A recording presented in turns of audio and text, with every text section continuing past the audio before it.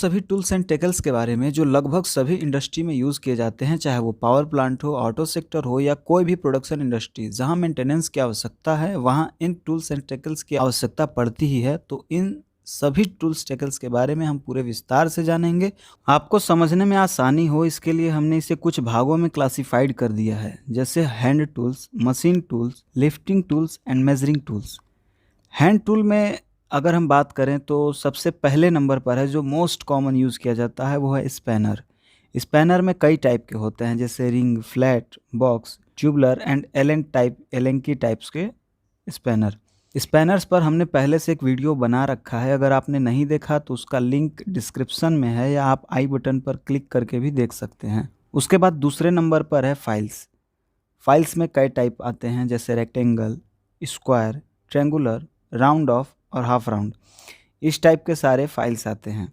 Chisel यानी छेनी, हिंदी भाषा में जिसे छेनी भी कहते हैं, ये ऑक्टागोनल भी होता है, जिसके लास्ट में कटिंग एज बने होते हैं। ये भी हर साइज के आते हैं। इसकी एक फेमस कंपनी, अगर आप जानते होंगे, टपारिया करके है, जिसे आप लोगों ने अपने इंडस्ट्री में या जहाँ भी यूज करते होंगे देखा होगा। अगला है पाइप रिंच। पाइप रिंच भी एक स्पैनर का ही टाइप है। इसको हम अपने हिसाब से एडजस्ट भी कर सकते हैं। उसके बाद है प्लम्ब। इसको हिंदी में साहुल के नाम से जाना जाता है या प्लम्ब बॉब भी कहते हैं। इसका उपयोग राजमिस्त्री या बढ़ई ज़्यादातर करते हैं। इसका प्रयोग स्ट्रेट है या नहीं ये चेक करने के लिए किया जाता है। अब इसके स्थान पर आप लोगों ने देखा होगा स्पिरिट लेवल का भी प्रयोग करते हैं, लेकिन अभी भी कई जगहों पर साहुल का या प्लम्ब बॉब कह लें, प्लम्ब का उपयोग किया जाता है। उसके बाद नेक्स्ट है हैमर एंड मैलेट्स। हैमर भी कई टाइप के होते हैं। एक नॉर्मल हैमर होता है, दूसरा एक नायलॉन हैमर होता है। इसको भी कई नामों से जानते हैं, जैसे मुंगरी,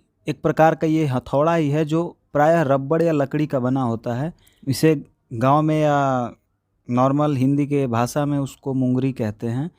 उसके बाद नेक्स्ट है प्लायर, जिसमें कि नोज एंड सर्कलिप प्लायर भी आते हैं। फिर उसके बाद है सिम कटर। सिम कटर से सिम काटने या पतले कोई भी ऐसे सीट्स होते हैं जिसको कि काटा जाता है, उसे सिम कटर कहते हैं। इसका भी प्रयोग ज़्यादातर क्लैडिंग सीट लगाने में या पतले सीट्स काटने में या सिम काटने में प्रयोग किया जाता है। अगले नंबर पर है हमारा टॉर्क रिंच। टॉर्क रिंच का उपयोग किसी भी तरह के नट बोल्ट को कसने और खोलने के लिए एक स्पैनर के जैसा ही उपयोग करते हैं।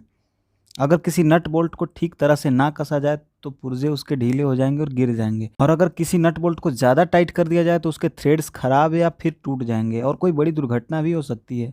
इसलिए टॉर्क रिंच का प्रयोग करके नट बोल्ट को ठीक प्रकार से टाइट करने के लिए किया जाता है। उसी तरह टॉर्क रेंच से कितना टॉर्क लगाया जाना चाहिए, ज़रूरत के हिसाब से उतना ही टॉर्क लगाने के लिए टॉर्क रेंच का साइज के हिसाब से स्पेसिफिकेशन भी दिया रहता है और उसी को एडजस्ट या सेट करके टॉर्क लगाया जाता है। हमारा नेक्स्ट टूल है पंच। इसके पंच के मुख्य भाग में होते हैं हेड, पॉइंट और बॉडी। पंच भी कई प्रकार के होते हैं, जैसे डॉट पंच, सेंटर पंच, प्रिक पंच, पिन पंच, ड्रिफ्ट पंच, बेल पंच, ऑटोमेटिक पंच। ज़्यादातर उपयोग हम लोग डॉट पंच का और सेंटर पंच का करते हैं। डॉट पंच की बात करें तो एक कास्ट स्टील का बना होता है। इसकी बॉडी जो होती है वो षटभुजाकार होती है। इसके पॉइंट का जो एंगल होता है वो 60 डिग्री रखा जाता है। एंगल कम होने से गहरे तथा कम व्यास के जो पॉइंट बनते हैं वो गहरे और कम डायमीटर के बनते हैं। इसका उपयोग स्थायी मार्किंग करने के लिए या विटनेस मार्क लगाने के लिए भी किया जाता है। और कभी कभी जैसे कोई हमको सर्कल बनाना हो तो उसके सेंटर का जो पॉइंट बनाते हैं उसके लिए भी इसका प्रयोग करते हैं। इसके बाद है सेंटर पंच। ये पंच डॉट पंच के साइज से थोड़ा बड़ा होता है और इसका जो पॉइंट का एंगल होता है वो 90 डिग्री रखा जाता है, जिससे ड्रिल पॉइंट आसानी से पंच द्वारा लगाए गए सेंटर में बैठ सके। इस पंच की लंबाई 100 mm तथा डायमीटर 10 mm तक का होता है। इस पंच का उपयोग होल के केंद्रों को लोकेट करने के लिए, मतलब जो होल का सेंटर है उसको लोकेट करने के लिए किया जाता है। इसका उपयोग सेंटर पॉइंट को गहरा करने के लिए भी किया जाता है। इसी तरह हैंड टूल्स में और भी हैं, जैसे screw driver, line tester, bench wise, इस तरह के। उसके बाद हम दूसरे नंबर के टूल्स की बात करेंगे, जिसमें है मशीन्स टूल। मशीन्स टूल में single phase hand drill machine है, हैंड एंगल ग्राइंडिंग मशीन है। ग्राइंडिंग मशीन में भी कई पार्ट्स आते हैं, जैसे AG4, AG5 और AG7। उसी तरह पाइप कटिंग मशीन है। पाइप कटिंग मशीन में ही चॉप सॉ मशीन आता है। उसके बाद एयर ब्लोअर है, वैक्यूम क्लीनर है, हॉट गन है और बेरिंग हीटर है। बेरिंग हीटर में ये एक इंडक्शन टाइप का काम करता है, जिसमें बीच में बेरिंग लगा के इस पे करंट फ्लो कराते हैं। थोड़ी देर में बेरिंग हीट हो जाता है और इसमें मतलब बेरिंग जब भी मोटर पे चढ़ाना होता है तब यूज़ में लेते हैं। निकालने के लिए हीट का अलग प्रोसेस है, लगाने के लिए बेरिंग हीटर का ही प्रयोग करते हैं।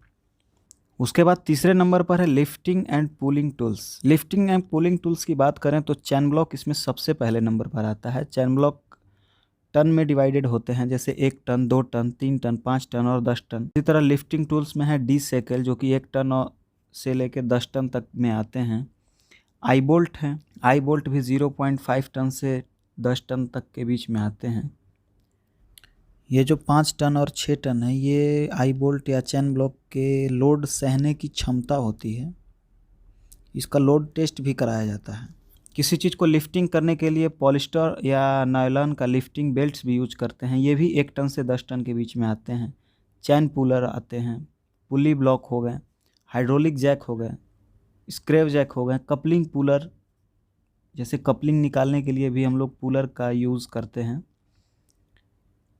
वायर रोप्स हो गए, जो कि 1/2 इंची और 1 इंची से लेकर 5, 10, 12, 16 इस तरह से कई इंची तक के वायर रोप्स भी आते हैं। और लिफ्टिंग एंड पुलिंग टूल्स में सीलिंग्स भी आते हैं। अब सबसे इम्पॉर्टेंट और लास्ट मेजरिंग टूल इंस्ट्रूमेंट, इसकी बात करें तो इसमें सबसे पहले नंबर पर वर्नियर कैलिपर है, जो कि आजकल डिजिटल भी आते हैं। अगर क्लासिकल वर्नियर की बात करें तो ये 0 से 150 और 0 से 300 mm तक के होते हैं, जिसका कि लीस्ट काउंट 0.02 mm होता है। उसके बाद मेजरिंग टेप आप सभी लोगों ने देखा होगा, 3 मीटर, 5 मीटर और ज़्यादा लेंथ के भी आते हैं, जैसे रिक्वायरमेंट होती है। उसके बाद है माइक्रोमीटर। माइक्रोमीटर में inside and outside micrometer screw gauge होते हैं, जो कि 0 से 25 mm और 50 से 200 mm तक होते हैं। इसका लीस्ट काउंट 0.01 mm होता है। उसी तरह मेजरिंग टूल्स में डायल गेज सबसे इम्पोर्टेंट, इसका लीस्ट काउंट 0.01 mm होता है। इनसाइड एंड आउटसाइड कैलिपर, इनका भी उपयोग हम इनसाइड और आउटसाइड दोनों का मेज़र लेने के लिए करते हैं। यूटी मशीन यानी अल्ट्रासोनिक थिकनेस चेकिंग मशीन, अगर इसके बारे में नहीं जानते तो इस पर भी एक वीडियो पहले से अपलोड कर रखी है मैंने, उसका टेस्टिंग करके मैंने दिखाया है। उसका वीडियो भी आप लिंक से देख सकते हैं या ऊपर आई बटन पे क्लिक करके देख सकते हैं। उसके बाद इंफ्रारेड टेम्परेचर गन है, जो कि टेम्परेचर मेज़र करने के लिए यूज़ में लाते हैं। बेवल प्रोटेक्टर भी एक गेज है, जो कि एंगल नापने के लिए काम आता है, जैसे ब्लेड वगैरह का एंगल नापना हो या ऐसा कोई भी सरफेस जिसका एंगल हमें नापना हो, उसके लिए बेवल प्रोटेक्टर का यूज़ करते हैं, जिसमें कि एक स्प्रिट लगा होता है, उसके थ्रू हम लोग एंगल निकालते हैं। इसी तरह कुछ और भी मेजरिंग टूल है जिनका उपयोग होता तो है लेकिन कम होता है, जैसे tachometer, multimeter, clamp meter, earth leakage tester, earth resistance checker, insulation resistance checker, pressure gauge calibrator, balance weigher, sound level meter. उम्मीद है आपको दी गई जानकारी जो